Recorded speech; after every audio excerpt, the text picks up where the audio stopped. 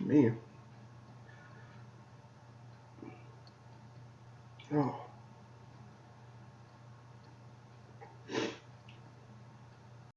Oh.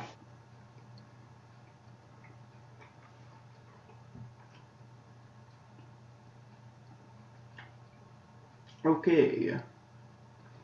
Let's see how we're doing now. Hey. Alright. Pick back up there. Just check the volume. Okay. Alright. Sounds decent from my end. Let me know, any of you watching this live. Post in the chat what you think of the volume and everything. The lighting is good. I can't bring too much from the outside only because it is a bit cloudy, so there's not much light coming from the outside. So we'll have to do the best we can. Yes, we'll probably begin in just a minute here, just to make sure people can get back after this little bit of a hiccup of a start. So, yes. Alright. Just finishing my bagel. Wonderful, wonderful bagel.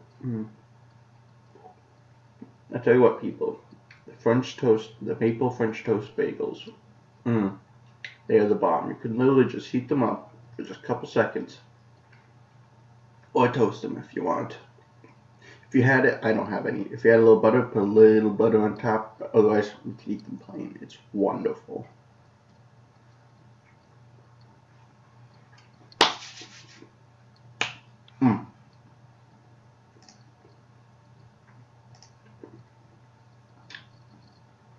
Let's see. I will bring that up just in case. Alright.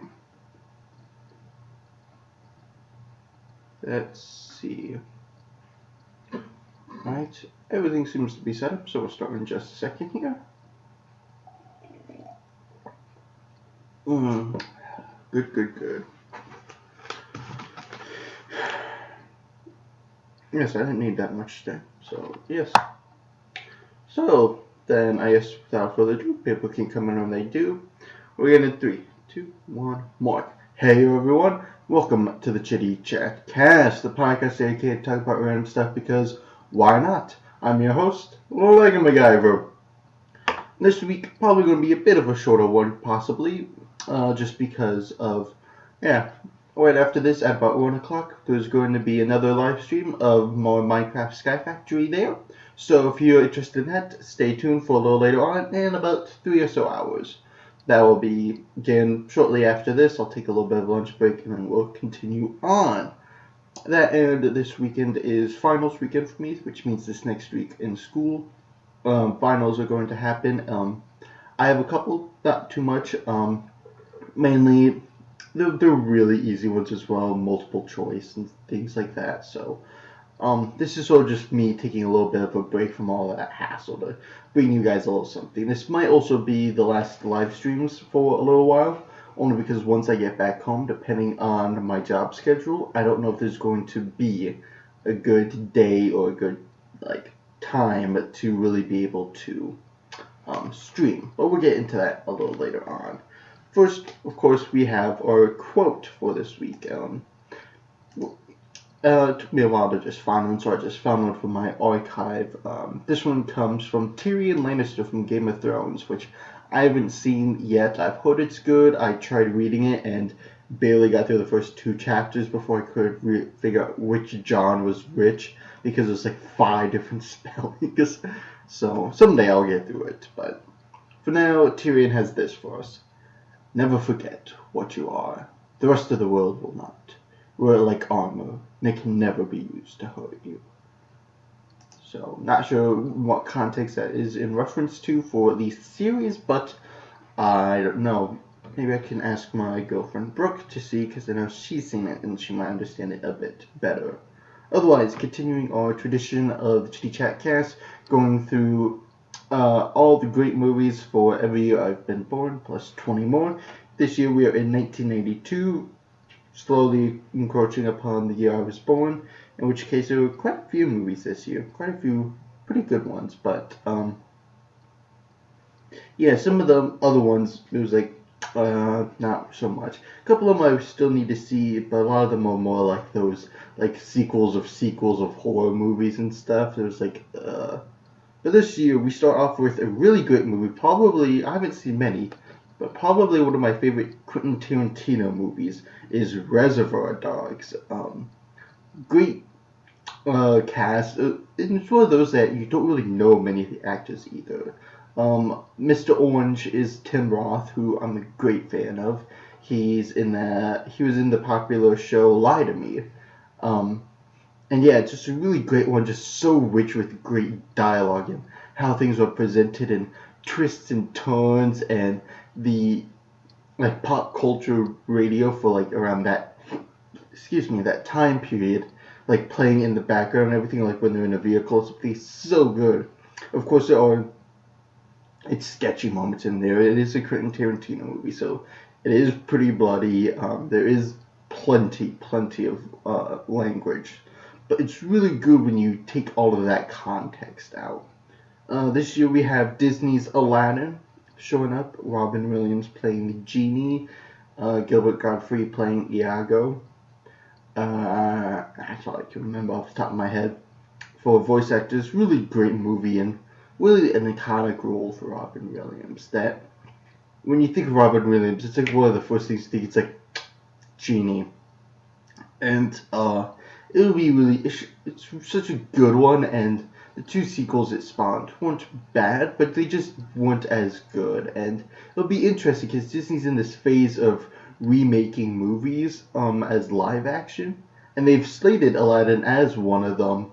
They've also slated Dumbo, which I have no clue how they're going to do, but they've slated Aladdin as one of them, and I'd be really interested to see what it is, of like how true it stays to that storyline and how they're going to do it. Like if it's anything like Prince of Persia, I think they could do really well, because I thought Prince of Persia, while not as good as what some hardcore video gamers may have thought, I think still had its great moments. It was very visually well done. And I think if they capture that from Prince of Persia into Aladdin, I think it could still be really, really good. Of course, who will they get to play everybody? I don't know. I thought I heard a rumor that Will Smith is trying to be put in to play Genie, which would be a little weird, and it's going to be one of those moments like we have to recognize that Robin Williams isn't here anymore, and that every Genie here after might not be as good or won't capture that original essence that we've come to know. But we still need to be, I think, a little open-minded. That as well as maybe they might not be as good, somebody can step up at least to fill that shoe without it being void. So, yeah, it'll be interesting. It's being done by Guy Ritchie, so that should be good. He's also done the Robert Downey Jr. Sherlock Holmes movies. Supposedly there's a third one. Excited for that whenever that happens, but yeah. Let's see. Oh, great Tom Cruise movie. Great movie starring Tom Cruise, Jack Nicholson, Kiefer Sutherland, Kevin Bacon. Oh, I feel like there's one other really great actor. Demi Moore, I think maybe. I can't remember. Hold up, my phone is going off. I have no clue who that phone is, so I'm just gonna let that go. Back to that silent. This is A Few Good Men. This is probably one of the big ones for Tom Cruise, as it's probably one of those that spawned like maybe one of his first like iconic, his many iconic moments. I think before the 2000s, in his major roles that later on it's more of his role, whereas now it's just these little snippets. And this is of course the one where he is playing the army lawyer who is trying to figure out what happened to this kid who got killed and everything, and he's interrogating Colonel Jessup, who's played by Jack Nicholson and everything. And he's like, please tell us what happened and everything. He's like, you can't handle the truth, and it's like, I think we're all entitled to it. It's like, oh sure. It's like, I want the truth, and it's just such an iconic moment that feels so real and genuine, and it's just so good. It's a great movie. all in all, I think all the way through. Also, I could be wrong on the female's name. I think the last name is Moore. I can't remember if it's Demi. I could be wrong on that, so don't quote me on that, but it should be good. Otherwise, next year, one of my favorites from the original 4 movies that they did, and I think, yeah, thinking back of it, it's my favorite for many reasons, but it is the Batman Returns. This is Val Kilmer as Val Kilmer coming to play the role of Batman and Bruce Wayne instead of Michael Keaton, who was the first. We have Michelle Pfeiffer playing Selina Kyle, and Catwoman, which spawned the classic black cat suit sort of thing, all stitched up and everything, which for a long time became sort of the outfit for Catwoman. That's sort of what really compromised her. Danny DeVito as Penguin.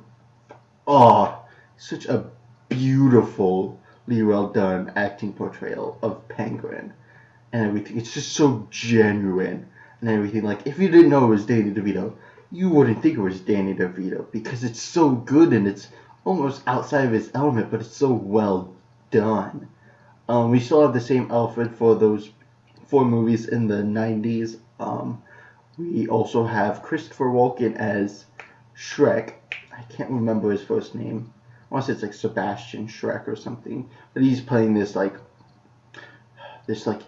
toy tycoon or something. He's playing this businessman and everything. Pretty weird. Sort of like a typical Walken villain sort of character. It's really good. It's one of those two where putting these villains together and everything is really good. And it's done by Tim Burton, I believe. I'm going to quote me on that, but I'm pretty sure it's Tim Burton because it has this Tim Burton feel. It has this feel of being dark and shaded that there's no light. One of the things that it is Gotham's a dark city, not in feel but in look. And in some things it makes sense. It also makes it feel very small at some moments.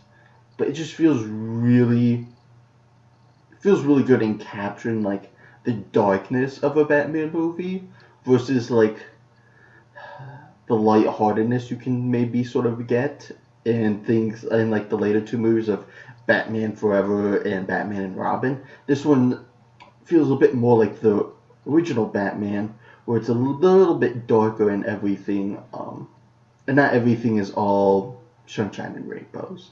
So really, really good. Great portrayal by all of them. I mean, Michelle Pfeiffer, in my opinion, is way up there.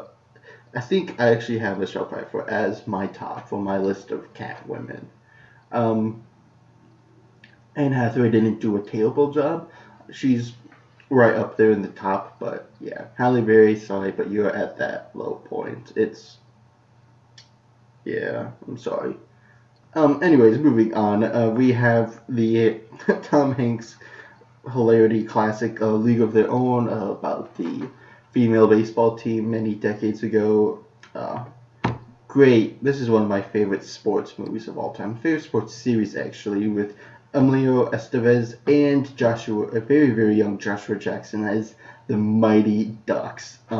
This movie also stars Emile Hirsch. Can't remember, that's not his name. Oh, I'm going to have to look it up because it's not Emile Hirsch, but it is somebody with a similar name. Because for those of you who have seen the movie, and for those of you who are great fans of the Netflix Daredevil series, maybe you caught on early on, but one of the key people in the Mighty Ducks, one of the Basher Bros, I'm looking it up right now because he's so good in the role. Eldon Henson, that's his name, who plays Fulton Reed, or one of the Basher Bros. He plays Foggy Nelson in the Daredevil series. So, for any of you who didn't catch on to that, that is him. It's just a great hockey movie, and it really well captures hockey, and everything is very well done. And Emilio Estevez is so great. There was a time I got him and Michael J. Fox confused for some reason. but it's so good. Many iconic moments. There's Goldberg, the goalie who is scared of getting the puck. And it's just like it's all like the tropes and everything. The female who wants to play. It's just such a great movie in so many great aspects. A bit of an oddball of a one that I saw many years ago with my grandpa when the TV was just on flipping through channels on a weekend. It is oh, now I'm blanking on his name. He's a very popular one that his name keeps getting mixed up with people, but is the movie Under Siege, where it's this like army agent on a boat. Unless the first one's on the, it's either the first or the second one's on a boat.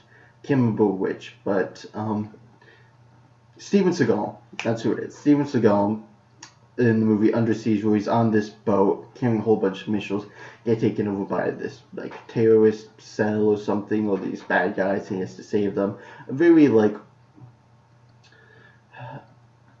oh, I don't know really how to say it, but sort of like the good guy is somewhere at a bad time and he has to go and save things. It's not bad, it's not great, but it was very interesting to see how it was done in such a setting of being on like an aircraft carrier. Home Alone 2 came out this year as well. I'm sure many people find that as a favorite. It's a little lower down on the chain for me. Patriot Games, Harrison Ford starring as Jack Ryan from the popular Tom Clancy book series. Him playing Patriot Games. This will be his first portrayal as not Tom Clancy, but Jack Ryan, as in a couple of years later as Jack Ryan in Clear and Present Danger. This movie also stars Sean Bean, and for any of you who know Sean Bean, he does die in this movie. It's a really good movie. Another great one, which was recommended by Cincast, the podcast done by CinemaSins on YouTube. Really loved this movie from this year, and I had to see it. Luckily, it was there when I was at Iowa. I saw it and I absolutely loved it. It's called Sneakers. Great cast. Dan Aykroyd, Robert Redford, Ben Kingsley.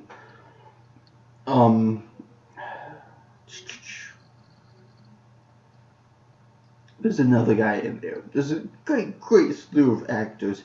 It's just so hilarious in this heist type movie. It's really well done. It's super hilarious. Just go out and see it. I think it's PG-13. You should go see it. It's super good. Also coming out this year, Brendan Fraser in Encino Man. Super hilarious. Sean Astin is also in this movie. Bit younger. For those of you who don't know, not Ben Kingsley. Sean Astin played Samwise Gamgee in the Lord of the Rings series, for reference there. This year also spawned the Muppets Christmas Carol with Michael Caine as Scrooge. I've seen it a couple times because of like school or church. It's not my favorite, just because I've never been a huge fan of the Muppets. They've just always seemed a bit odd. It's like they're puppets, but they're not. And it's like, you just don't find that as interesting.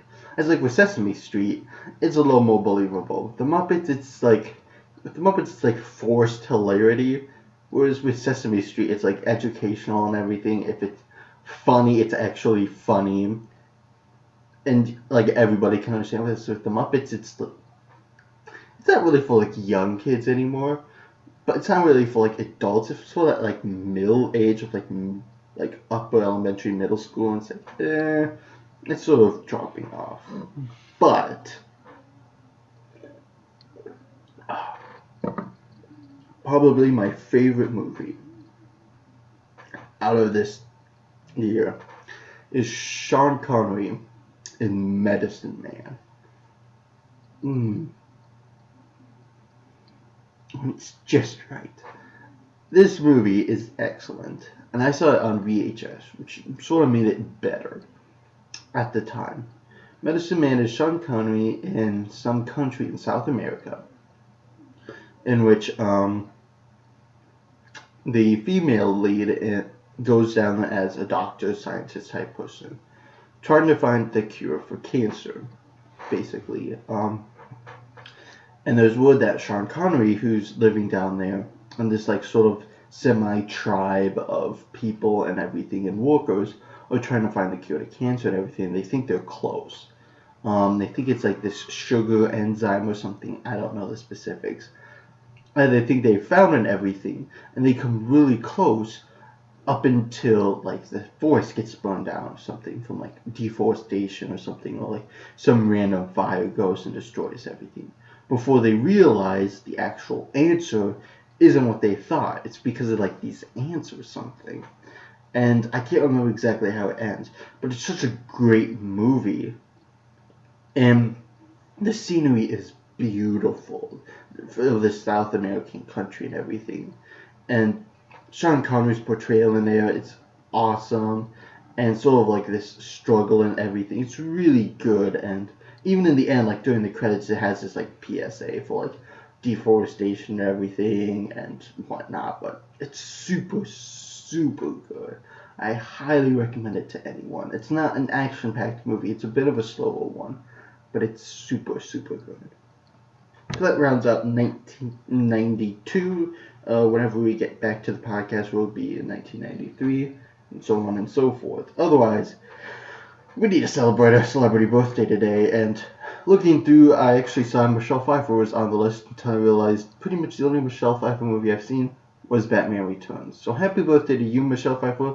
But somebody else who I could talk a bit more about is the one and only Uma Thurman, who for a long time I thought was Uma instead of Uma. I thought there was an extra R in her first name, in which case it's actually in her last name. It's Thurman. So Uma Thurman instead of Uma Thurman. I know, sort of like Sarah Palin and Parasailing.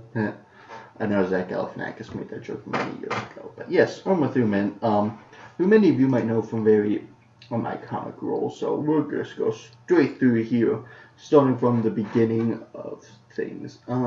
She was in that popular movie Dangerous Liaisons, which I think also had John Malkovich, I think. I don't know anything about the movie, but I know it shows up in a lot of lists in different places for other actors. Otherwise, probably the first one is last time when we talked about the Kevin Costner Robin Hood. Uma Thurman played the maid Marian in there.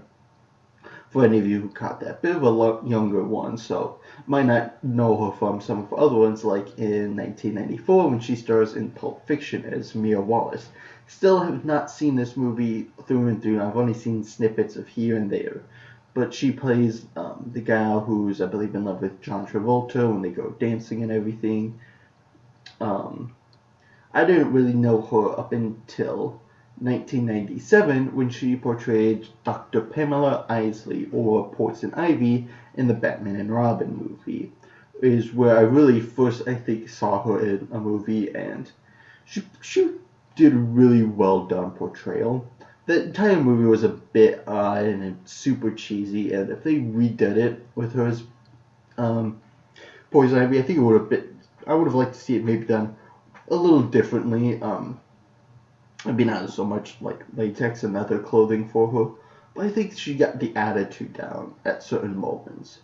But yet, when you have the cast that you had for that movie, it's a little weird just because it's just seeping with like cheese cliches and stuff like that. It wasn't trying to be a serious Batman movie, which I would have loved to have seen out of that cast of heroes and villains and actors and actresses. That same year, she came out in Gattaca along with Ethan Hawke. My brother's seen the movie. I've heard it's a great one, but I haven't seen it myself. But the year later, I've seen the two movies she was in, which was Les Miserables, which also starred Liam Neeson and I believe Jeffrey Rush, as she played Fantine.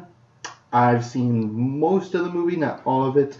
Not my favorites. I've liked the most recent one better, the more musical version. But having read the actual full unabridged novel, I can see its high points for this version of the movie. That same year, she came out as Emma Peel in the Avengers movie, not the Marvel Avengers. This is in reference to the older, I think like 60s British TV show, The Avengers, of Emma Peel and this other guy who go around. They're basically like a James Bond duo going around saving the world, basically.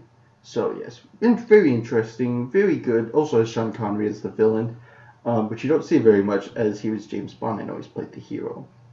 Um, Ralph Fiennes plays the male hero in it, I believe, as well. Um, Moving along, 2003 comes probably one of her most famous ones, and one of my favorite portrayals she did. She played the bride in Kill Bill Volume 1, and 1 year later as the bride, or Beatrix Kiddo, in Kill Bill Volume 2.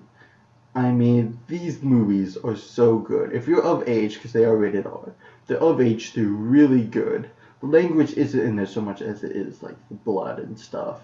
But super, super good, like, pseudo martial arts ninja movie of revenge and everything. It's super good. The music in there can be a little weird at times, but it has its high points. I mean, it has the song, For Honor and Duty or something like that. It's super good one. It's a very iconic like guitar bass riff sort of thing. It's super, super good. The entire movie, great cast as well. Just very interesting plot. So really, really good. In between those two, as well as in 2003, really great movie. That's one of my favorites, starring along with Ben Affleck and Aaron Eckhart, is Paycheck. Really great movie about a guy who makes all this great technology and everything, but after every job, wipes his mind. That way, in case he gets gotten a hold of by terrorists or something, he doesn't know any of the plans. Completely confidential, patient employer confidentiality sort of thing there, and he gets paid and everything. Well, he does this job for his friend, only to come back for being his mind wiped. And he decided to turn down like a couple $1,000,000 or something. And it doesn't make much sense. And so he's investigating things, like certain people are after him for some reason. He has this random junk in him that just so happens to help him out at very key moments in running away from people and meeting up with stuff and trying to figure all this out. And everything, and it's super, super good, very suspenseful at certain parts, and also really interested to see how things go, of like seeing certain glimpses of like, oh, this is going to happen. We don't do this, we need to do this, or this is what we're supposed to do. And it's super, super good. Very great one. Sort of not so much like precognition like Minority Report, but like that sort of semi-futuristic time of certain technology. Very, very interesting. Super good. I recommend seeing it. Let's see, moving on. Let's see, Uma Thurman, she played Medusa in the 2010 Percy Jackson and the Olympians, The Lightning Thief movie, which I thought was pretty good.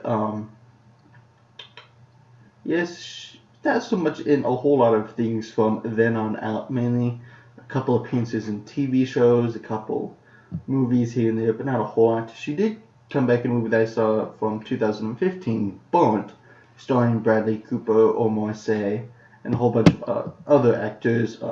Basically a high stakes like cooking movie. Really, really good. Highly recommended, but I think it is rated R because of the language, so be wary of that. So yes, celebrating the birthday of Uma Thurman. I mean, if I had to pick my favorite with her as the main character for it, I would have to pick Kill Bill. But for any movie that she's in, probably The Paycheck, because that's really, really good. So yeah, happy birthday, Uma Thurman. We wish you many, many great more movies, many, many great more years. So there we go.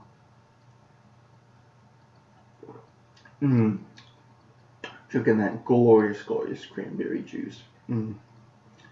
Simply because coffee was just starting to brew when I came in. So we'll get some of that in just a second here. But a couple of things to make you guys aware about. Like I said, going forward from here this weekend on, I don't really know when live streams are going to happen again. Just because of scheduling with, especially this next month of May. There's tons of stuff with my brother's graduation coming up. There's the big Tulip Festival in my hometown, which is a 3-day event where thousands upon thousands of people come to see. So, not sure how that's going to go for my family.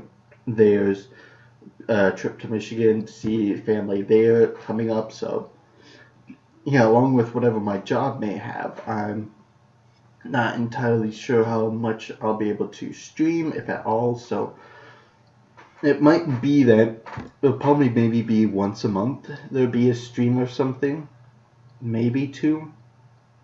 I wouldn't figure it as a every weekend like what it has been here, only because I don't know for sure and I don't want to promise anything I can't keep with. So so it is going to die down quite a bit, probably up until next school year, so until August, sadly. So there is that, depending on how things go. So, things are going to die down. If it looks like the streams are going to happen almost at all, then I might do a couple other things. Like with the Minecraft, I might play that sort of off stream and everything, and sort of chunk that up into like half hour or so episodes, maybe, of trying to do stuff. Just do a lot of the grinding and stuff and the off screen time. So I don't know, maybe do a podcast non-streamed and everything.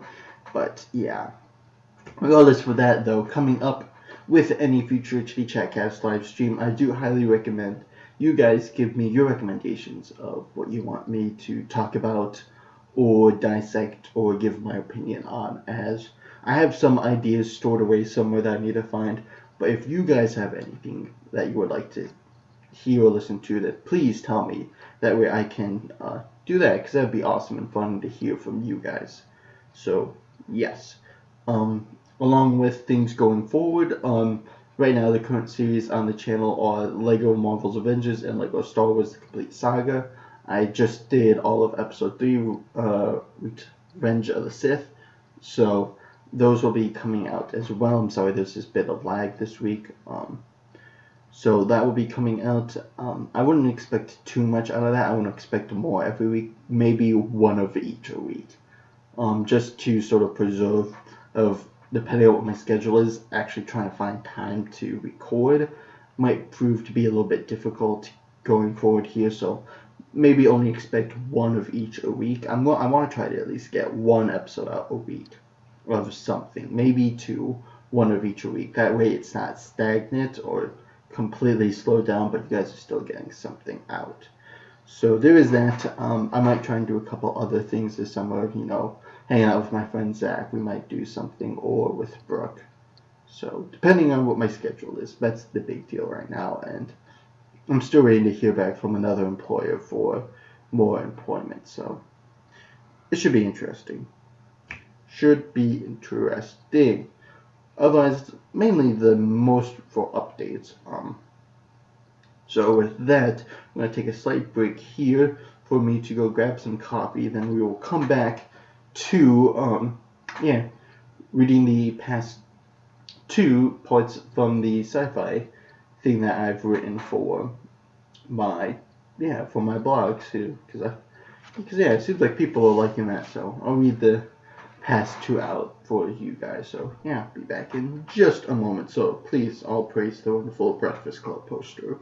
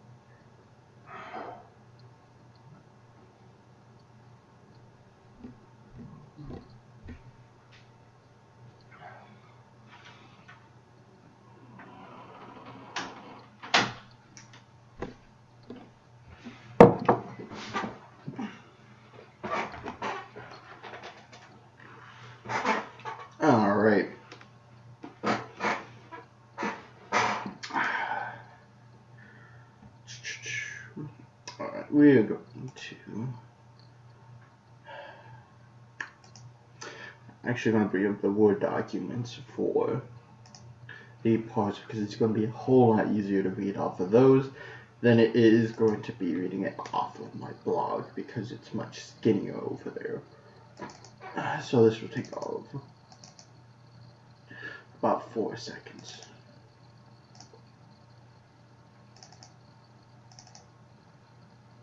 Alright, those are loading up for me, hopefully. This is slowly, but you never know with Microsoft. You double click on something and it says, oh yeah, we'll get that up to you. Half an hour later, it's like, where'd it go? Alright. So, part 4 and part 3. So, continuing from where we left off in part 2, here is part 3 of the currently still untitled sci-fi story. I still need a name. Alright. The days did end up blending into one another for me. There wasn't much for someone in my condition to do around the old compound. So to say it felt like all I was doing was growing old seemed very true. This isn't to say that I didn't do nothing. On the contrary, I did my research. Research on what the skeleton key could do or get into, why it was made, why the minx would want it, but most importantly, anything on who the minx was. For the past few years, she'd been a madman's tale. Something whispered in back alleys and drunkards and bars who had just lost a score. They characterized her as sleek, lengthy young thing with curves in all the right places and a voice to actually stop you from staring at them. Deep purple hair matched with an olive skin tone and glasses that redefine the term wow. Boots with heels loud enough to make you stop and listen. Not to mention her signature weapons of choice. Twin blaster pistols made to look like something called flintlock pistols, the type of gun from when the people on Earth got around by large wooden ships maneuvered by the wind in cloth sails. Though she doesn't keep them at her side. They're attached to spring-loaded braces underneath her sleeves, able to pop out when you least expect them. It's never been fully known as to what race she belongs to, but given the description of those lucky enough to catch a glimpse of her, characterize her as being human or humanoid in shape. Personally, I'd have to agree. Up until the field exchange, everything was all rumor and fantasy of those wishing to meet the femme fatale. But now I know it's all true.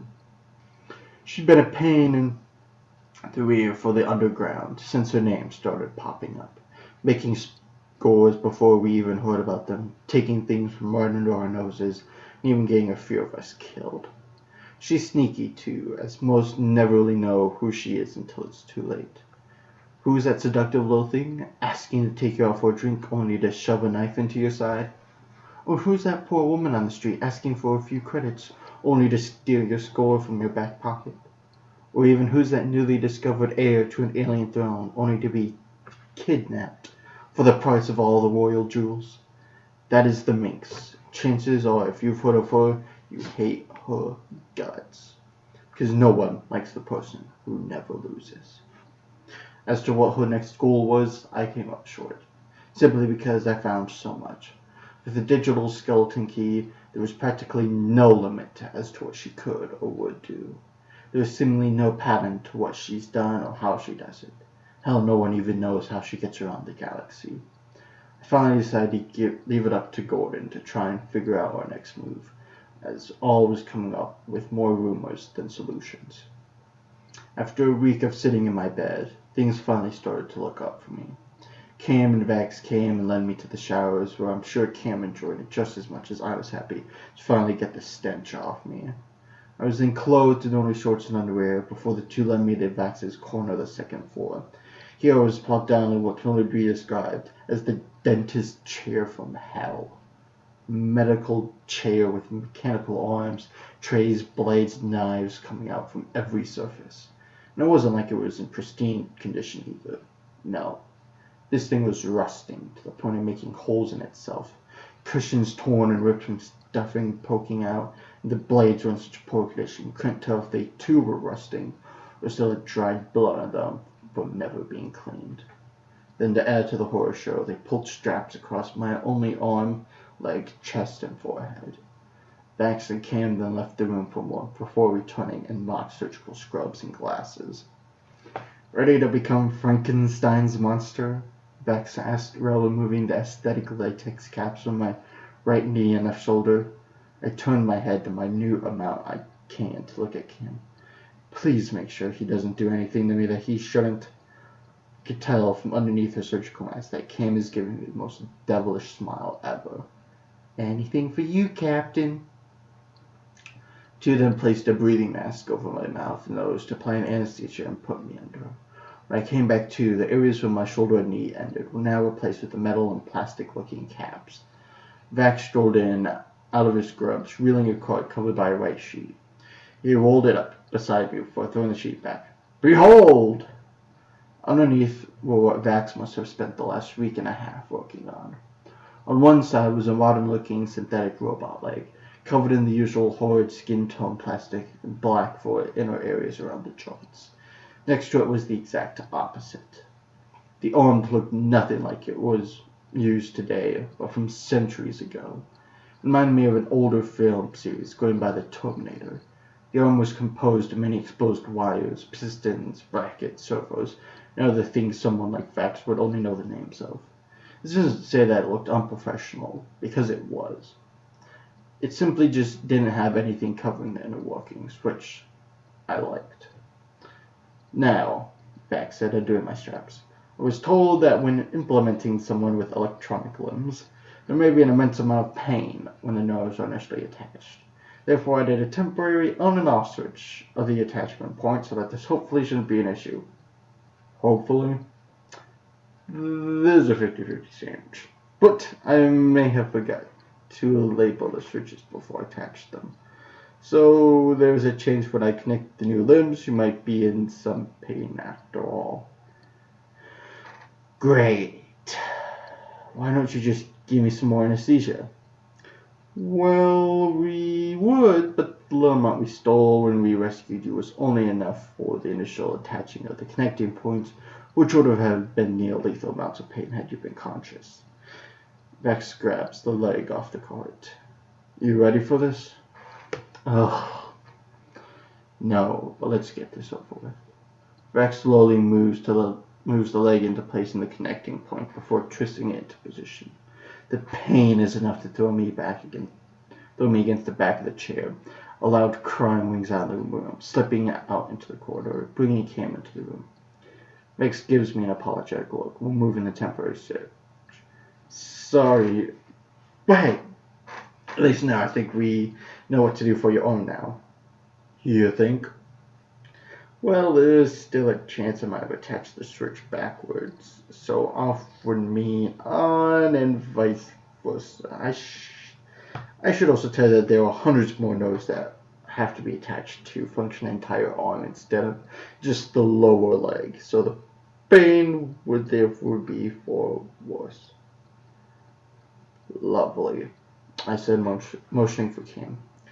Cam, I'm going to need your belt. Oh, Captain, she replies, slipping her belt off. I slap my forehead. Not like that. Take the belt and fold it a few times before placing it between my teeth. Vex holds my new arm, ready to attach it. Ready. I nod, grasping the arm of the chair as far as I can. Well, here we go. End part 3. I like leaving guys off on little cliffhangers here and there. Also, I really need to figure out Vax's voice because it's just all over the place. Alright. Part 4. Nothing. I barely opened my left eye to make sure Vax had fully attached my arm. Sure enough, as he flipped the switch, nothing happened. I blew out a sigh of relief, the belt falling into my lap. A laugh escaped my throat as the thought appeared in my head. Never has a man been so afraid of getting his own arm back. This received a chuckle from Vax and Cam. My brother took the data pad off the car and started tapping away at commands. A moment later, a barely heard whir and hum began from my new limbs as they were officially powered on and connected to my brain. It took all my willpower not to immediately flex my arm that had been missing. Alright, Val, let's take this nice and slow and ease these new limbs into life, shall we? First, start with your hand. Try and flex your fingers.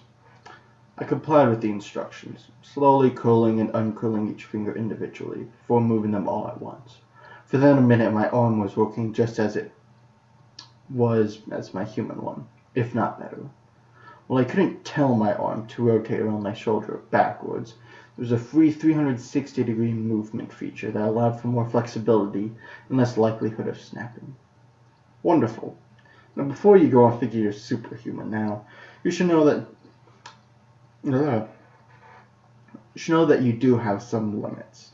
While you may not be able to cave a man's skull with a single punch, you could crush their hand if you tried hard enough. You should be able to carry weights of around 50 to 100 pounds without much stress. Anything over 150 and you start feeling it in your actual shoulder. The grips in the fingers are more like that of a leather glove versus skin, so you should have a better grip on things. The voice command, you can lock and unlock the position of your fingers. Finally, my favorite touch of the whole thing. Try and tense your muscles like you can with your right arm. I concentrated on the feeling that I would normally my new fingers barely moving, unlike how they would in my human. Suddenly, in a flash, the inner arm seemed to open up, and a thin and long-looking holdout blaster sprung into my hand. The arm just as quickly closed up. Dude, this is frickin' sweet.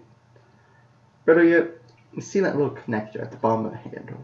You can disconnect the blaster from it to use freely however you wish. All you have to do is hold it back in your hand, and the port connector is magnetized to snap back in. Tense your arm again, and it hides it from sight. The inside of the arm is coated with a special alloy to disguise it from metal detectors, making it completely invisible. Man, I could kiss you right now, I said, holstering the holdout back in my arm. Well, hold on to that because we still need a break in your leg. We went through the motions, flexing, bending, and rotating all the joints before stepping off the chair and adding weight to it. After a bit of help and the first few steps to get rid of slight muscle fatigue, I was upright and walking, as if nothing ever happened. The hard plastic matched my own skin tone, lessening the dramatic change from skin to not. I hopped up and down, bouncing if I was a kid in a candy store. Which, for regaining my lost limbs, I sure as hell was. Alright, bro, what goodies do you got in this thing? Rex kneels down by my leg. There wasn't too much I could do without compromising stability, but I did add a few features. First, I added a palm skin over the main calf, coded to your hands, that opened a hatch to a hollow compartment within. I placed my hand for a few seconds, and sure enough, a hatch swung down on the left side of the calf. It felt unbelievably strange to know that the bottom half of my leg was hollow instead of solid. Closing the hatch, Vex continued. The other addition is if you wrap the right side 3 times up. Well, how about you just try it and see? Hit the side of my leg, and suddenly a short thin rod ejected up out of a small hatch. Catching it, I noticed various buttons on the side. This is a multi-utility tool Orpkin and I worked on. Blade, light, laser, stun wand, and baton all rolled up into one. Press the button, and a staggered blade springs about 8 inches out on one end. With another press, it springs back in. I give Vex the approving nod, putting the rod back in my leg before going over and embracing him in a hug. Thank you. Psst. Thanks for all your help and support. I wouldn't have made it out of all this without you and the crew. I won't forget this. No problem, bro. But I think the others are eagerly waiting to see you, especially a certain Blue Beauty who came over from another mission. Well then, I'd hate to keep my fans waiting. Vex and Cam left me to return upstairs, where I proceeded to finish dressing myself. It felt strange for a few moments, as there was something I couldn't do the past week. The mundane task of putting a shirt or socks on felt unusual and odd. I used my bathroom off in my room to shave the now scraggly-looking beard I had formed, which took a few minutes to bring down to my favorite goatee and side stubble. I set the razor down. I took a long look in the mirror. Even looking at myself, I seemed like a stranger. Stared at my new hand, opening and closing it over and over again. While this felt natural, it didn't feel right.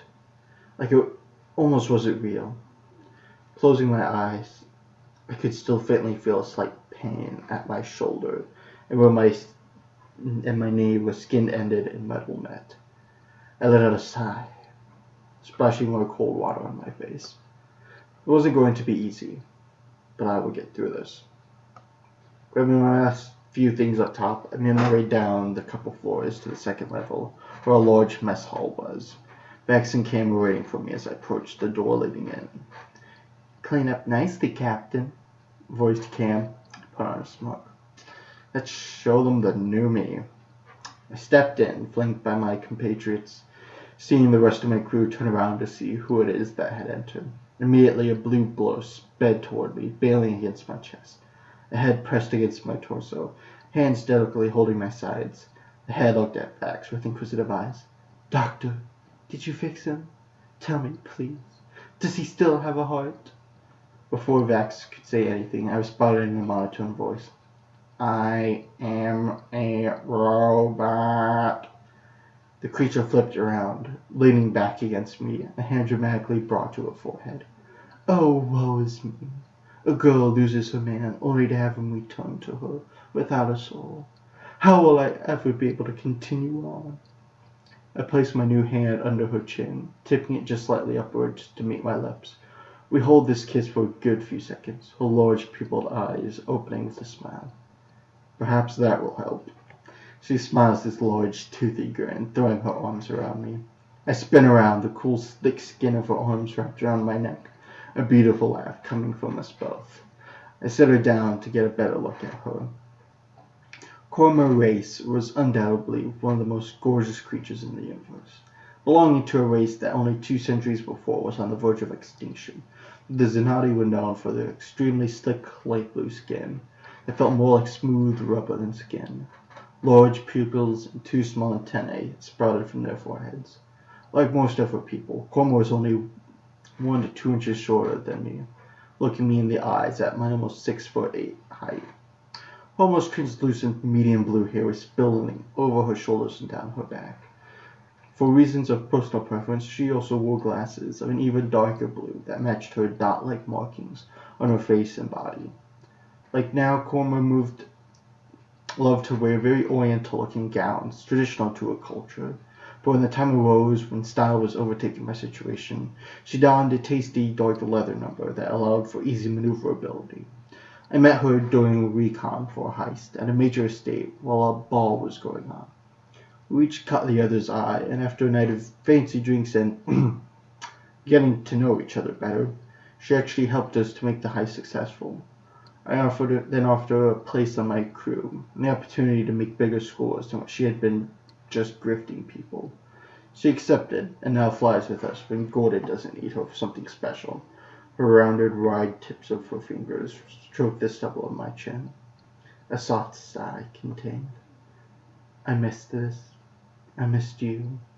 Korma spread her arm out to the rest of the crew, now moving towards us. "We all missed you." "Really?" I say, wrapping an arm around her. "Because with the exception of you, what sort of second-rate crew am I managing here that doesn't show the slightest respect for their captain by seeing him in his weakened state, huh? Cam and Vax are the only ones brave enough to at least say hi. Not a shove all you out an airlock outside the forest galaxy. A part of space heavily filled with radiation from the collision of 2 radioactive planets." The creature that looked like a mix between a hedgehog and a turtle clambered up on one of the nearby tables to give some height to his not even 3-foot stature. "Oi! You think you can find a better team of misfits to run this darn ship and keep your ass from being blown to bloody pieces, mate?" Please excuse my stereotypical Australian accent. Ortkin Bjorber, in a few words, is a real piece of work. Coming from some backwater moon on the outer rim of where any reasonable person would dare venture, Ortkin is the type of guy you send in when you need absolute chaos. Proficient in every weapon made by his hands or one of his underground contacts, expert in all things explosive and constantly smoking thick cigars. He is a one-man kamikaze army.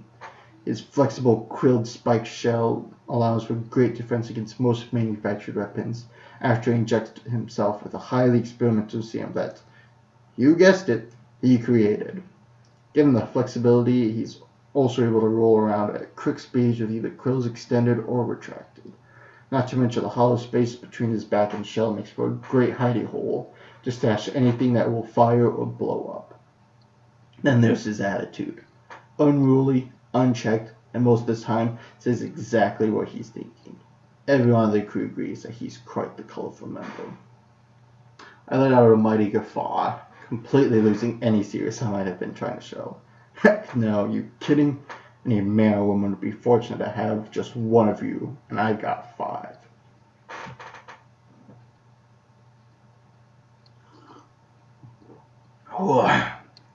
A young man came up, grabbing me in a crushing bear hug that one wouldn't think possible for someone his size.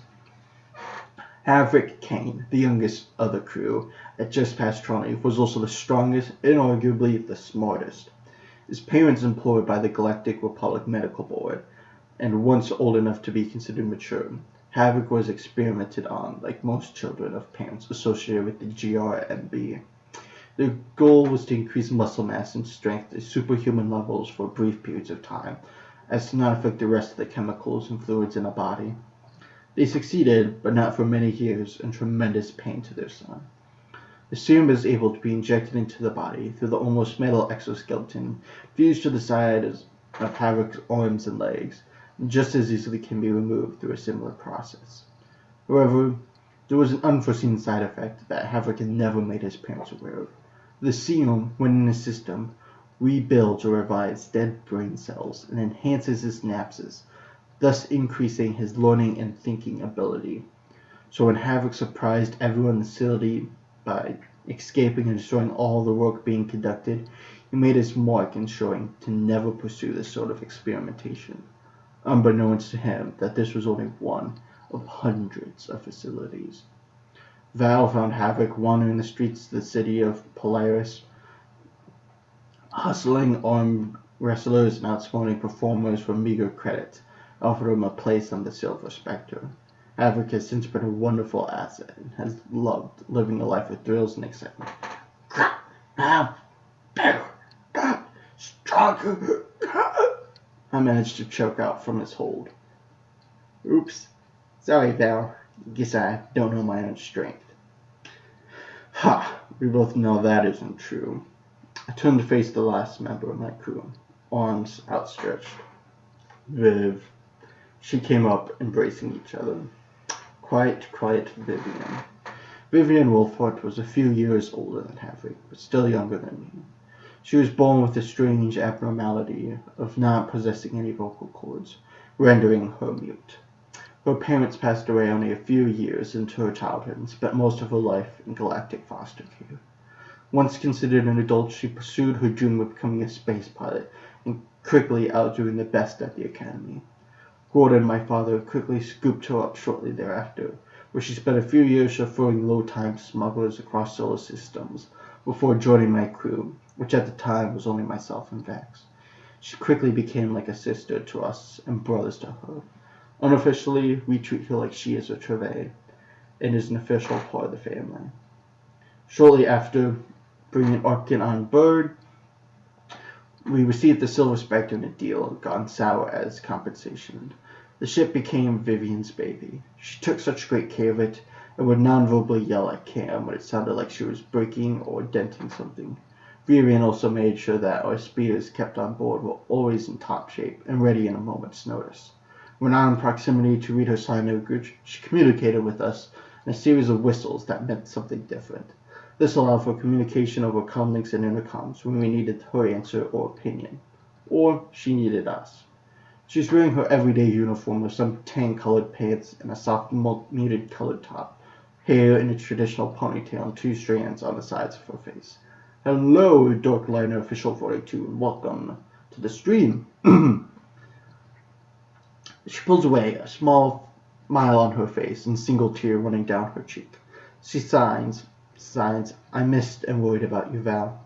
I tried to be the rock for the crew, as they were all far more worried, and I didn't think you would make it. I laughed, smearing the tear off her face. I'm sure you were. I'm sure you were. I clapped my hands together. So, who's up for a bit of fun, eh? Beck speaks up from the chair he situated in himself, tapping away at his datapad. No can do, bro. Hops on us at Underground HQ. Says he's got something. Welp, duty calls then. Viv, is the Spectre ready to go?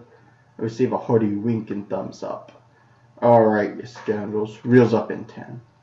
I turn to head out when Arkin catches my attention. Oh, you won't be forgetting these beauties now, would you?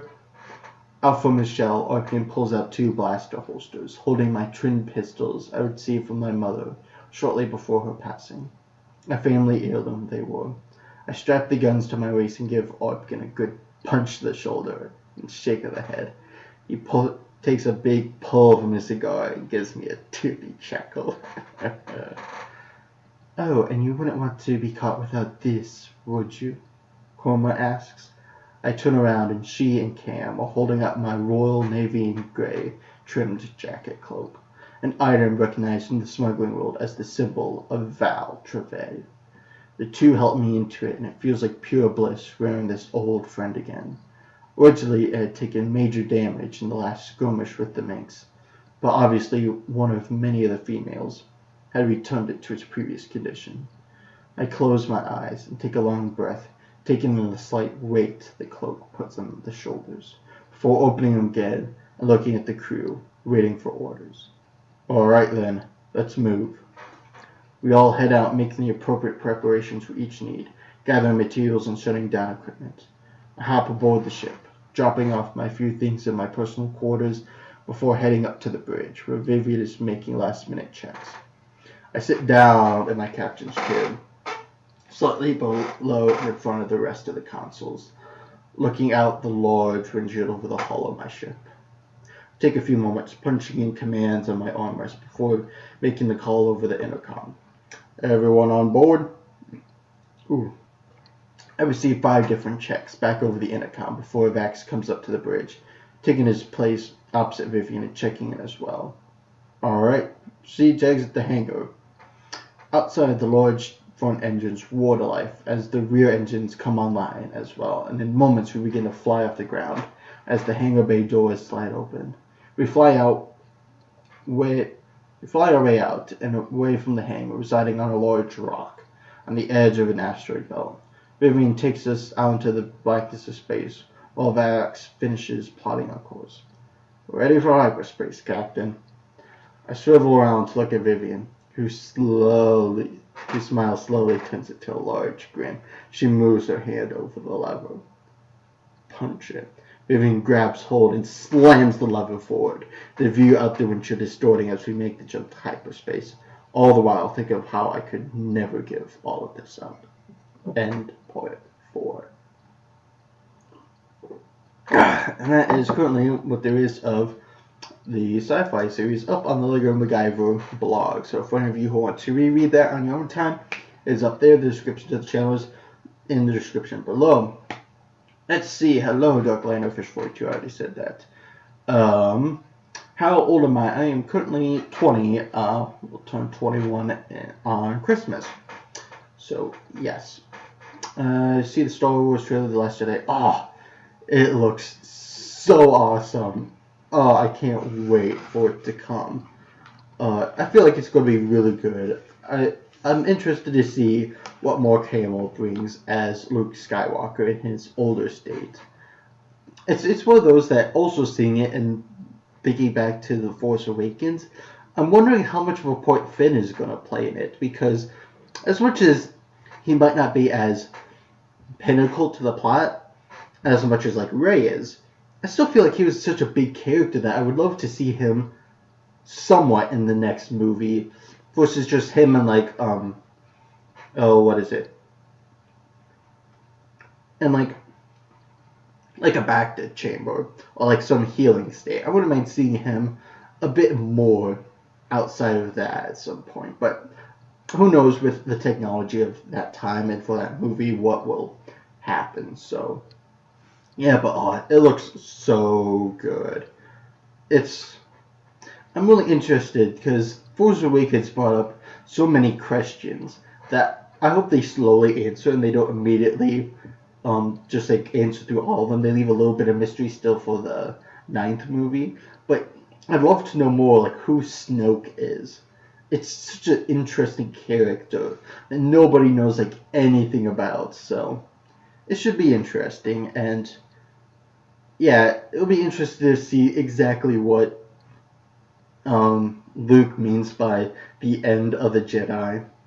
It's it's always one of those, like, even with the title The Last Jedi, there was so much controversy of what that meant, because Jedi is both singular and plural in the sense that it can mean one person or can mean all of the Jedi. So should be interesting. I'm really looking forward to it. Comes out like a week before my birthday, so yeah, it should be good. And this is going to be one I'm going to try and see in theaters. Whereas with Rogue One, I couldn't see it in theaters just because of when it came out and everything. I just couldn't find the time to do it. So Mace Windu, if it's Mace Windu, as much as it seems cheesy, I feel like I would almost be okay with it.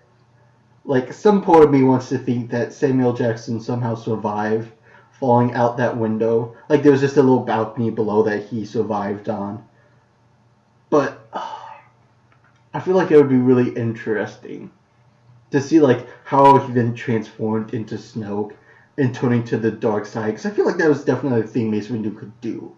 He's this very heavily emotional man with like built up anger, like Anakin. So yeah, I feel like that would be really interesting. Yes, I would love to get 100 subs for my channel. That is a future goal. It's not necessarily like an immediate thing, but at some point it is. If you want to go see somebody who does have 100 subs, go check out my friend Zach Boneshanks, the Bone Killer, in the description below. He recently reached 100 subs, so go check him out, because it means I'm going to be helping him out with a video in the near future where he does the Buffalo Wild Wings Blazing Challenge. So that should be pretty hilarious. So yes.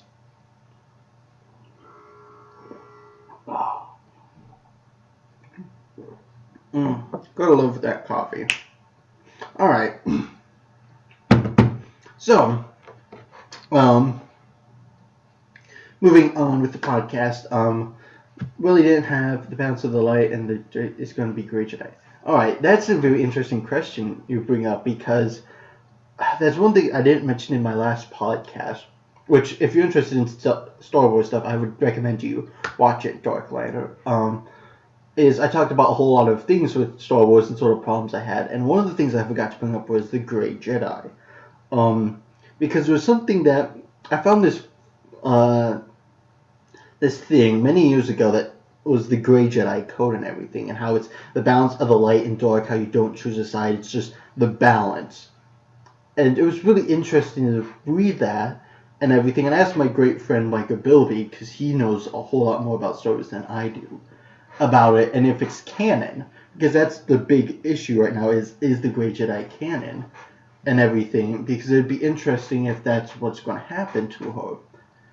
And it's one of these things too, it's not official, the canon, which means it's not true for everything Star Wars. And I know there's this popular guy like Pablo something who's like the Star Wars historian for everything, and he's on the edge with it. But I know that it's something that's definitely being played around with. What I was told is the book I'm starting to read, called Ahsoka, is apparently Ahsoka, after she leaves, after she leaves the Order and everything, after she leaves Anakin and whatnot, she goes off on her own and supposedly takes on the persona, much like what is said about the Great Jedi. Hello, Dana. Welcome to the Chitty-Chat cast. And everything, and how she's supposed to have like white lightsabers and stuff. Not that lightsabers really matter. Lightsaber can't matter so much to a Jedi, but sort of the way that she acts and everything, and how it's touched on briefly in, I think, the Star Wars Rebel series, which I would love to watch, but I don't think is on Netflix. If you know a good place where I can watch it, please tell me, because I would love to watch it. But that is an interesting thing. 10, 11, and 12, that would be interesting. It's one of those things where, if it's possible for there never, for the Star Wars trilogies to just never die, that'd be really cool and interesting. We are talking a bit about Star Wars again this week. I talked about Star Wars in the last podcast as well, which is up on the channel. But yeah, right now we're talking about more Star Wars stuff. So yeah, it would be interesting. For 10, 11, 12, if they do that, which if you say there is, then I might look that up. I wouldn't want them to do what they've now done with 7 and 8. I want them to keep the characters that they've just now introduced in these new movies. I don't want them to create another like trio of heroes to continue on. I want to see Rey and Finn and maybe Poe or maybe Luke if he's still in there, and see them continue on for another trilogy versus bringing up more people. Only because then it's sort of like copy paste, copy paste. All right, each new trilogy start out with 2 new heroes, then add a third one at some point. All right, then you have the original trilogy, which was Luke and Leia, and then Han and everything, and now it's like Rey, Poe, and Finn. And as much as they might think, okay, 10, 11, 12, we're going to have Bob, Joe, and Hope. Say those are their names, Bob, Joe, and Hope. And they're the new 3. I almost want to be the people from 7, 8, and 9. Almost because otherwise it's like, I almost feel like that takes on like a Star Trek presence. Like, alright, we start off with Captain Cook. Then there's Captain Picard. Then there's I don't know anything about Star Trek, so I know there's other captains, but so in fact I'm French. I don't like French videos. Oh, you're French. Awesome. I actually took 2 semesters of French language last year at school. I can't speak any of it fluently, but I understand a couple little things here and there. But that is awesome. So that's interesting to hear that. That is super, super cool. Awesome to hear that. Yeah, I have some French followers here. Oui, le suis bien. Yeah, oui. Je parle un petit peu français. It's one of the main things that I know for any time I need to actually speak it. I start off with je parle un petit peu français. So, yes. Yep. That's one of the things I love the French language. I feel like it's a very beautiful language and everything. It was one of those that I completely skipped doing any language in high school. Because all they offered was Spanish. And I was like, as much as that might apply a bit more around where my school was, it's like, I want to learn French. I want to learn something that's more widely spoken in the world. Tell me about laggy keyboards. Should have seen me the other day writing a paper. I wrote like half a page worth of stuff without it even doing. What am I drinking? I am drinking coffee out of my wonderful Toronto Zoo Panda mug. The coffee is Folgers Caramel Drizzle, for any of you wondering. Really, really good. One of those I've been hooked on Folgers instead of Dunkin' Donuts because you can get the same amount of mix for like $2 less. And for some of the Folger stuff, it actually has better flavor as well. But hey, that and all of the Dunkin' Donuts stuff that I normally drink, it's seasonal, so I have to wait for like winter to come around for some of it. So I've had to deal with drinking this at the moment, but really, really, really good. Otherwise, if you want another great coffee, it's called Laughing Man. As far as I know of right now, it only comes in those K-cups for the Keurig machines. But it's called Laughing Man. It's out of Australia and endorsed out of... and it's endorsed by Hugh Jackman, actually. And it is great coffee. I highly recommend the Ducal blend. Super, super good. You think Coke? Oh, I would love it to be Coke, but I've had my one pop for the week already. So those I love drinking Coke, but right now at the moment I'm trying to grind down on it, trying to only drink about 1 or 2 a week, trying to eat a bit healthy to just lose some weight before I can maybe drink it a bit more freely. So yes, let's see. Let me look at my notes here for the podcast. Okay. All right. All right. So, one of the things for today's podcast is because it's just a bit of a shorter one. So mainly just taking questions and stuff from the chat. Anybody who's in the live stream here with me, just talk about probably wind down in about 15 minutes or so, just so that way I can get some lunch here, because at 1 o'clock, so in just over an hour, I'll be streaming again with some Minecraft, and that will go for another couple hours for any of them wondering about that. 1,000 subs for you. So, yes. So anything you guys want to ask, feel free. Otherwise, I do have a backup thing that we can do as well. I figured, depending on how much chatter we had, I would bring up a couple little things to just sort of spur some chat or interest. I have a couple like would you rather things, like would you pick this or this sort of things set up. So there is that for any of you who think that would be awesome to do. Otherwise, we can do something or talk about something else this last 15-20 minutes or so. Are you going to do any videos with your friends? Dana asks. I would love to do videos with my friends. I'm actually done with school next Thursday. So then I'll be home. Like I said earlier, I'm not sure exactly when or what, only because of my work scheduling coming up. I don't know exactly when things are going to happen. Live streams are going to slow down, unfortunately, a little bit, only because I don't know how many Saturdays I'll have free.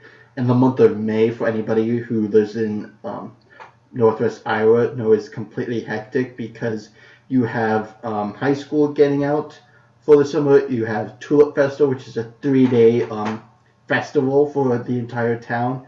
There's graduation, and I'm going to Michigan for a little weekend vacation with the family. So there's that. Otherwise, other videos should be coming. Things with Brooke or Zach. I would love to do things with Brooke or Zach. I know Zach and I have some ideas rolling around. There's a B-Dubs trip in the future that has to happen, so there's stuff there. Doing stuff with Brooke, I would love to do, but her work schedule is even more hectic than mine, because she works a full-time job at Walmart. But speaking of Brooke, for those of you who don't know her, Brooke Mansko is my beautiful, wonderful girlfriend. Link to her channels in the description below, always. And she just released a new video last night of her starting a Sims 4 playthrough. She's getting into some games now. Have you considered doing Lego Indiana Jones? I have. And once I actually get some money after paying all of my loans and stuff, that's going to be one of the ones I'm going to start after either Lego Star Wars or Lego Marvel's Adventure ends. Whichever one ends first, which is going to be a while, unfortunately, only because of how much I play at a time. It might be something in the future. Maybe I'll live stream it instead. That way, play a good couple hours, because in the progression of Lego games, starting with the original Lego Star Wars for consoles and stuff, that's when Lego games became big. They really became, the levels and stuff became more advanced as program became more advanced, and you could do more things with art and functionality, that the Lego levels could become longer. And if you see my gameplay of Lego Star Wars, it's you'll start to notice that the levels and videos will start to get slightly longer, and there won't be as many crammed into one. It's because the levels will get slightly longer and longer, and And when we get to the Lego Indiana Jones game, that was, I believe, the third one. It was Lego's third or fourth. It was like Lego Star Wars and I believe Lego Batman. Then maybe Lego Star Wars 2. Otherwise, it was Lego Indiana Jones. It's like the third or fourth one, if I had to think. And that one, the levels are a bit longer, but it's such great gameplay. The camera view of it is very, very nice. It's very wide angled, so you can see a lot more versus sort of like a very boxed perspective. You get to see a little bit more, which is nice. There's tons of new mechanics in there. It really relies heavily on all female characters have the double jump feature, which is nice for being consistent through characters. There's things like picking up wrenches and swords and stuff, which is awesome. So it's a great game. I used to play on the PlayStation 2 when it was in its height, and I would love to play it here, but right now I'm trying to get through Lego Star Wars and Lego Marvel's Avengers first. So it'll happen at some point. Just unfortunately not right away. Yeah, I would love to play it for the channel because it's so good and it's very original as well.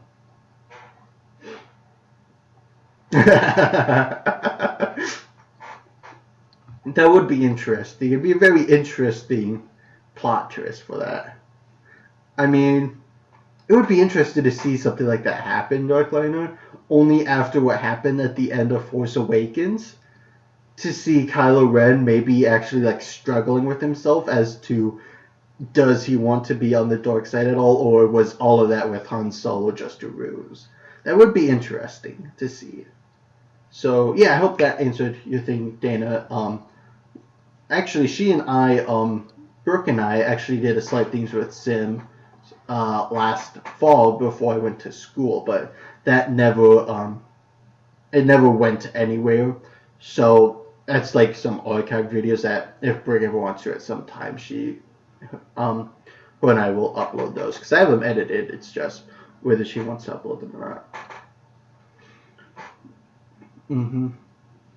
Yeah, it is interesting. I feel like there's so much that Star Wars has done with this new trilogy that they can do with, and I don't think the fans will be disappointed with, only because, yeah, it's so loose right now that, yeah, they can sort of do what they want, and people won't be like, you can't do that. So, yeah, should be interesting.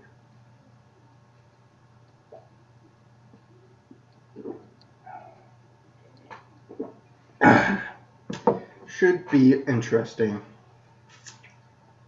One of the things that I don't think they're going to do it, but it came to mind after the first movie came about, and when they were releasing cast for the second one was, I don't know why they would do it, or how it would apply to any of the plot. But it was like, I wonder if they would ever bring Lando Calrissian back.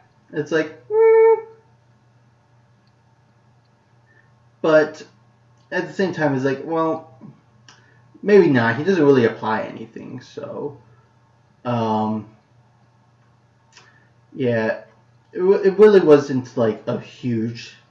It wasn't really like a huge thing in the 5 and 6, but it was like, well, he was still like a slightly major character. So, yeah. You should look up Adventure Number 1 for my new channel. You can check it out. The channel is Simply Dana Joe. It's interesting. All right. I will definitely do that. I think I'm subscribed to that channel.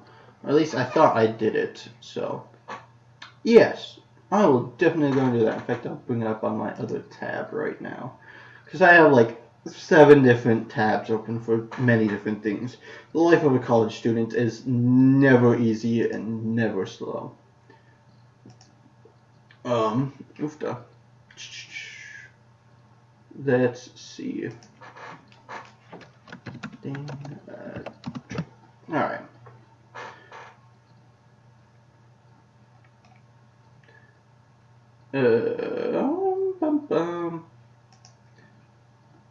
Actually use the filters feature on YouTube. How many of you actually ever use the filters thing? So, yes. Channel. There we go.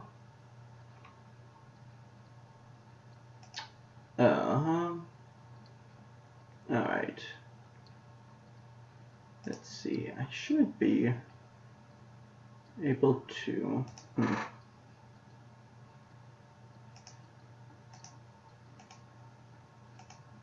Let's see.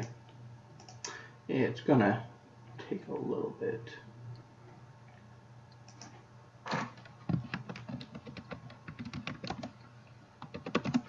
Alright. I should get there in a moment. Alright. Just straight there. That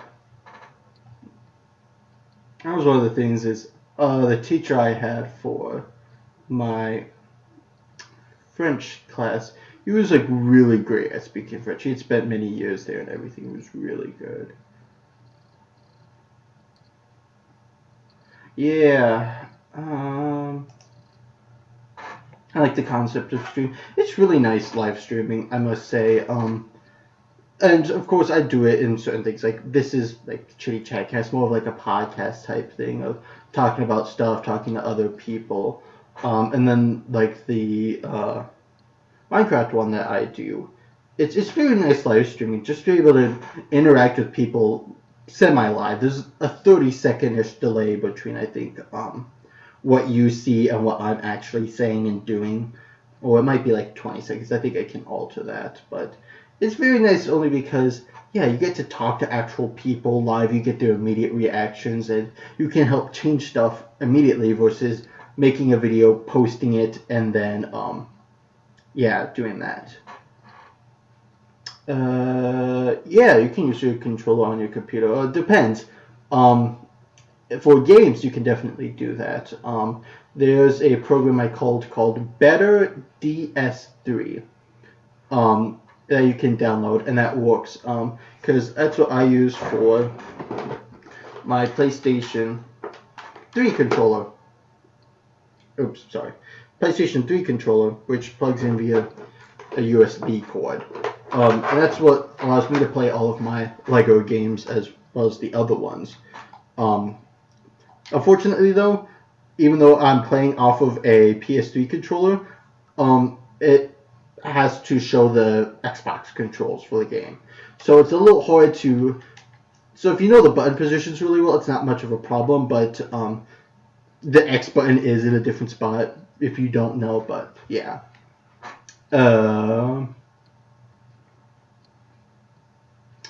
Let's see.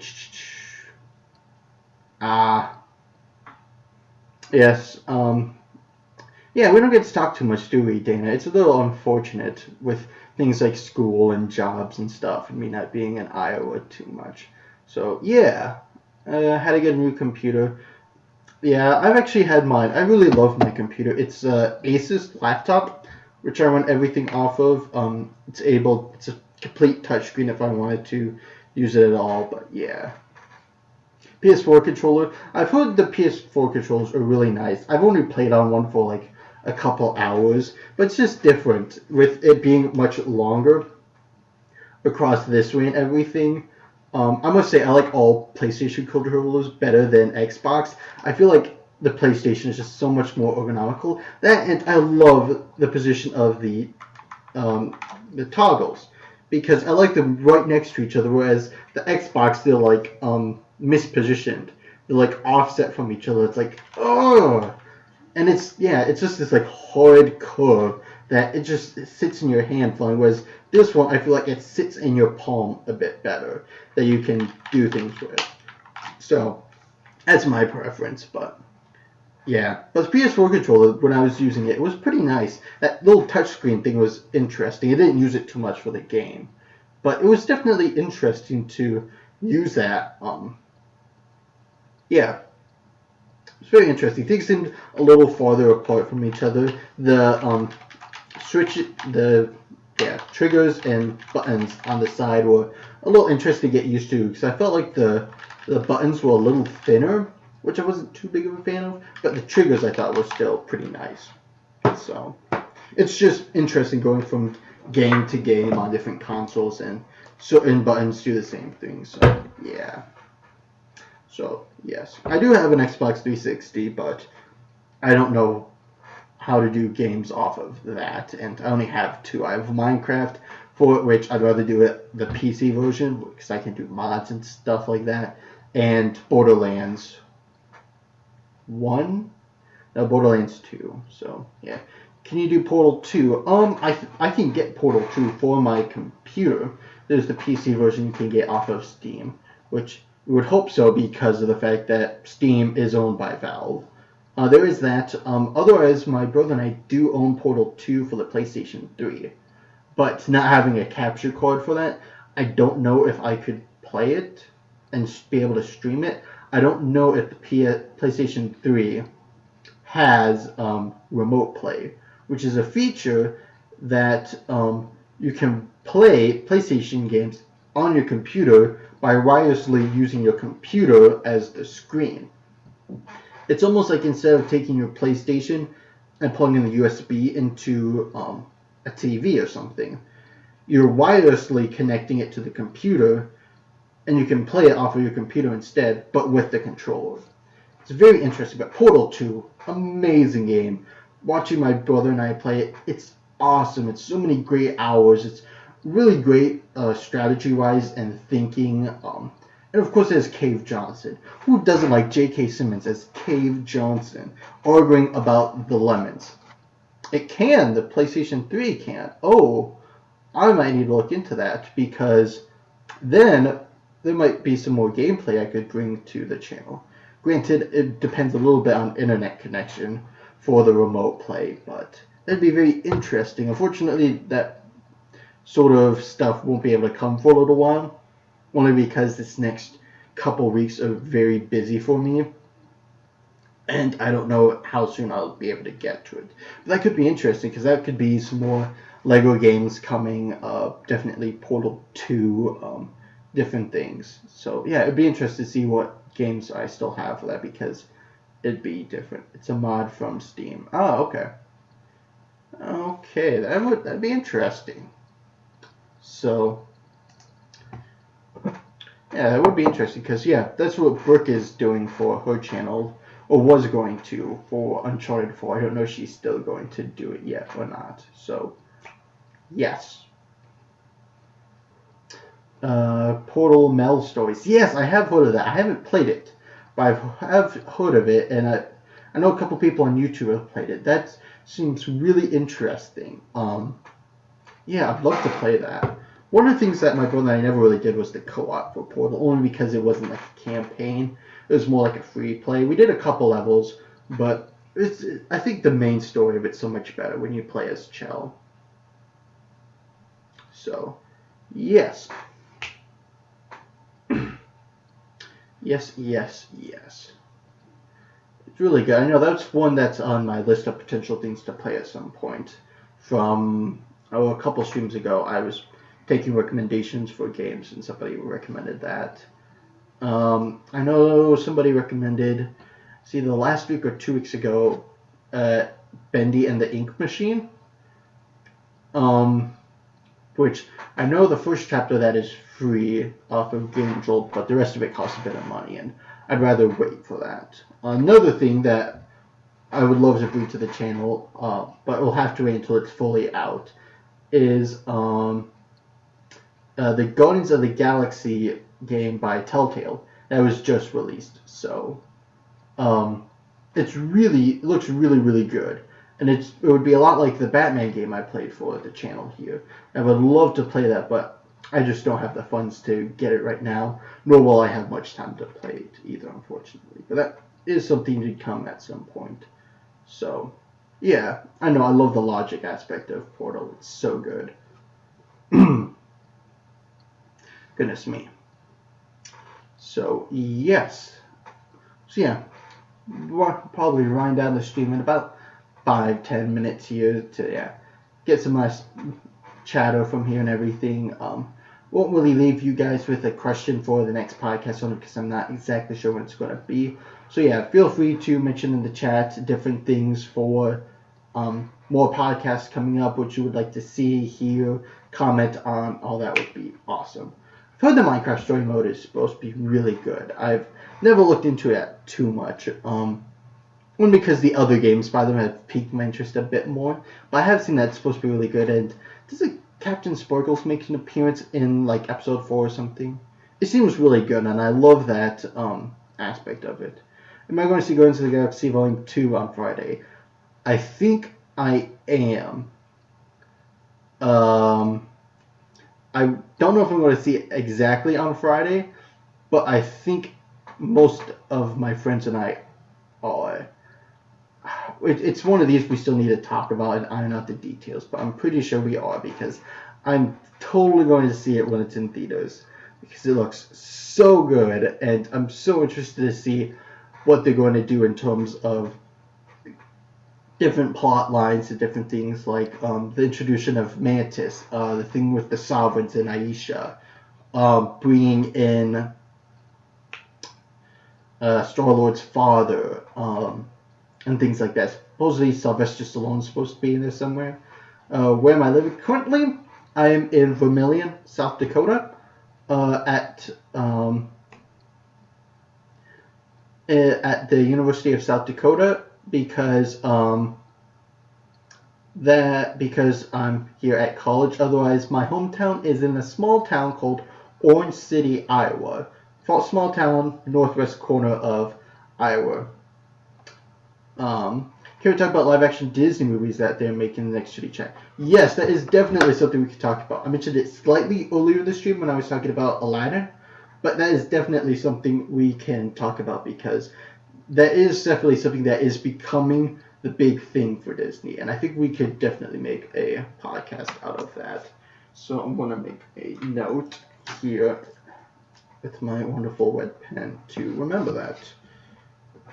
Disney live action films equals topic.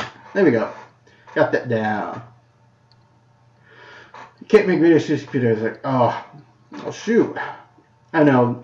It's one of those that making videos for YouTube, like, some people think it's a huge hassle. Some people don't think it. It sort of depends on what you want to do and how you do it.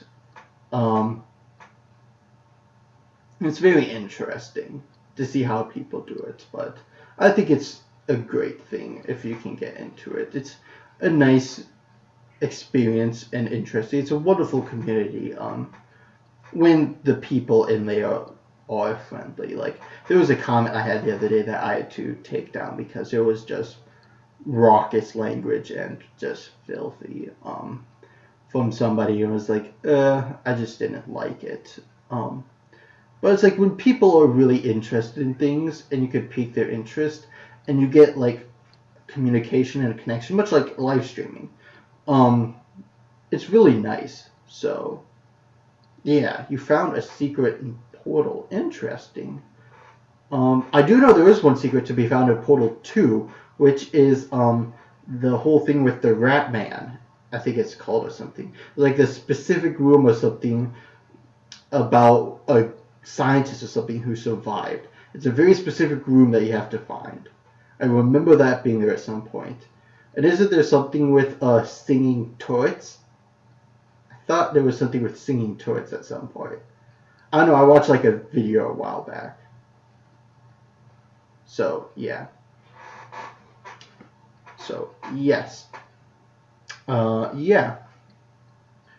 So, yeah, we'll go ahead and we're going to, fortunately, have to wind down the live stream here. That way I can get a bit of lunch, and about 40 minutes here, we're going to be live streaming again with some Minecraft where we can continue any conversations if any of you decide to come back. And yeah, stay tuned for that. In Minecraft today, it's Minecraft Sky Factory. It's a series that I've been doing, which is like a modded survival island in Sky Island, and we're going to be trying to do we're going to try and kill the Wither again. This time hopefully being much more successful than last time. So the theme from Portal, I think all the music from Portal is good. Are you talking about the end songs the end credit song, Want You Gone, that Gladys sings. That song is just hilarious. I love it. Oh, that and the one from the first game is also really good. There's just so many great things about Portal 2. Like the end song, Want You Gone, the Cave Johnson lemon rant. I'm gonna burn your house down with the lemons. It's so great. There's so many great things about that game. That game is really something that is a masterpiece in many aspects. So, yeah. So we're going to run down the podcast here. Any last comments, questions, stuff you guys want to post, you can go ahead and do that. Like I've said a couple times, not sure when the next Chitty-Chat cast will be, so stay tuned either on the channel. I will make an announcement. Otherwise, stay tuned on Facebook after I post announcements. Wednesday, the other stream is going to be at 1 o'clock today. So in about 40 minutes is when I'm going to start that up. And that one will probably be going for about 2-3 hours there. So, yeah. So that's how long it's going to be. So, yes. So, yeah, I want to thank all of you guys who have come to the live stream today for the Chitty-Chat cast. The podcast today came to talk about random stuff because why not? I have been your host, Lego MacGyver. Sorry. To all of you master builders out there, stay bricky. Keep building. Keep chatting. I'll see y'all next time.